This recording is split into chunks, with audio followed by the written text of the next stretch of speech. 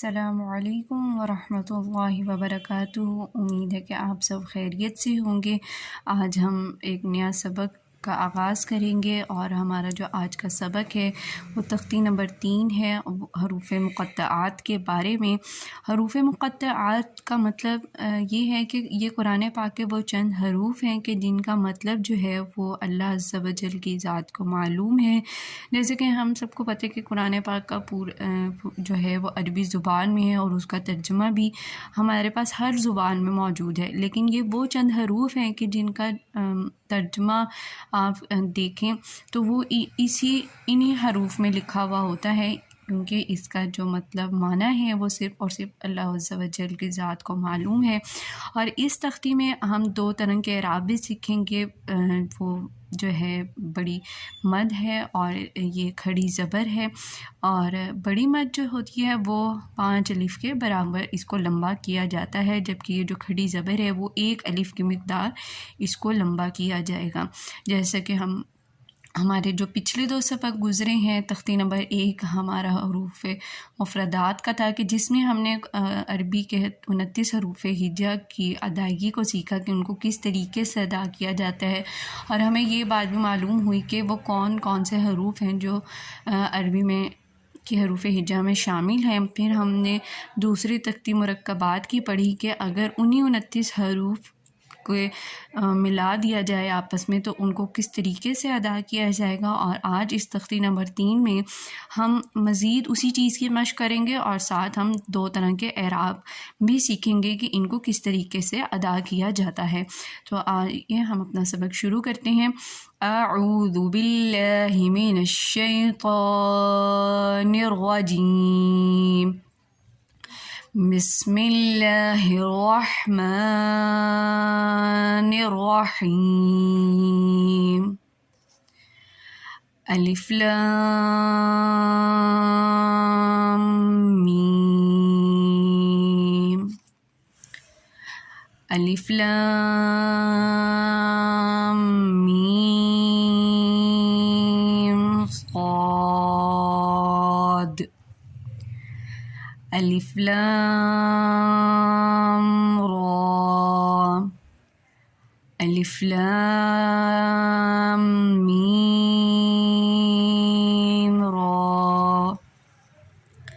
کاف ہا یا عین صاد، طه طا سین میم، طا سین،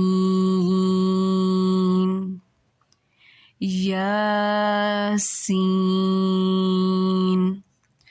صاد، حامیم، حامیم عین سین قاف، قاف نون۔ اس طریقے سے ان حروف مقطعات کو پڑھا جاتا ہے، اور یہ حروف مقطعات جو ہے وہ لوح قرآنی کے نام سے بھی مشہور ہیں، اور یہ قرآن پاک کے وہی چند حروف ہیں کہ جن کا مطلب و معنی اللہ تعالیٰ کی ذات کو معلوم ہے۔ آج میں نے سوچا کیوں نہ آپ کے ساتھ ایک حدیث جو ہے وہ شیئر کی جائے قرآن پاک کے متعلق، چونکہ ہم قرآن پاک کو پڑھنا سیکھ رہے ہیں، ہم اس کی بیسک سیکھ رہے ہیں کہ الفاظ کو کس طریقے سے پڑھا جائے گا، اور انشاءاللہ ہم آگے بھی سیکھیں گے کہ کس طریقے سے اعراب کو پڑھا جاتے ہیں، کہاں ہم نے اس کو لمبا کرنا ہے، کہاں ہم نے اس کی جلدی ادائیگی کرنی ہے، اور بھی بہت سے قاعدے ہیں جن کو ہم سیکھیں گے صرف اس نیت سے کہ ہم جو ہیں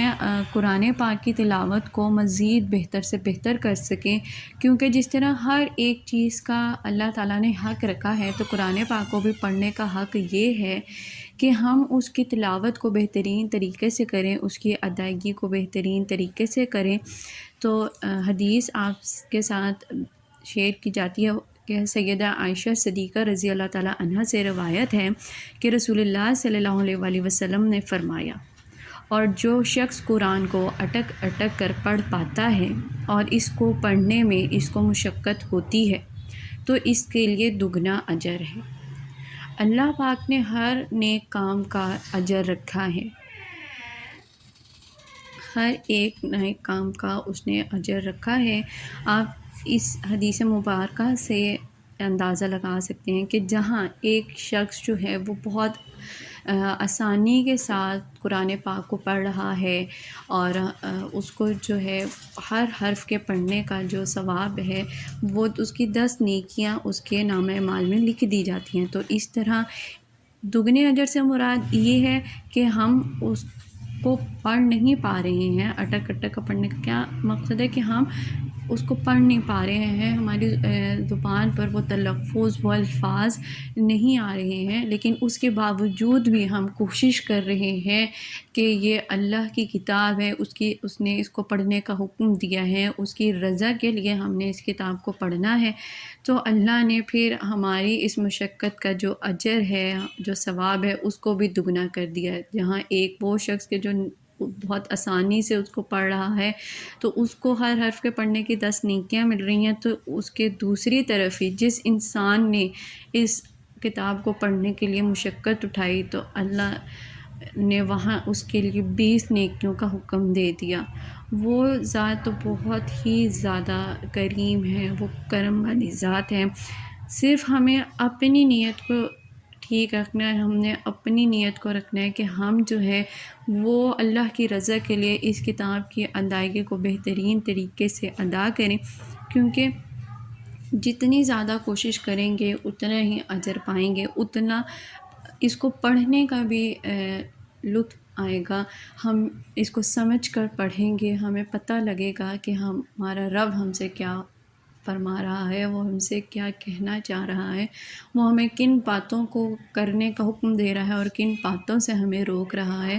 تو یقیناً ہم سب کو یہ کوشش کرنی چاہیے کہ ہم قرآن پاک کی تلاوت کو اچھے طریقے سے کریں، ٹھہر ٹھہر کر پڑھیں، اس کے آداب میں بھی یہ چیز شامل ہے، اور اس کو سمجھیں۔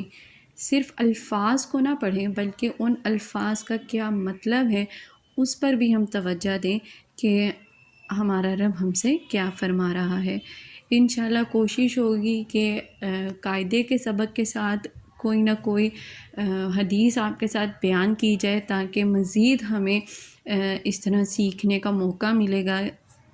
کیونکہ ہمارا دین جو ہے وہ بہت ہی پیارا دین ہے، ہمیں بہت کچھ اس میں جو ہے وہ سیکھنے کا موقع ملے گا۔ اور آپ سب سے دعاؤں کی درخواست ہے، اور آپ سب سے ایک اور درخواست ہے کہ آپ اس چینل کو لائک کریں، شیئر کریں اور سبسکرائب کریں۔ انشاءاللہ کل ایک نئے سبق کے ساتھ ملاقات ہوگی، تب تک کے لیے اللہ حافظ۔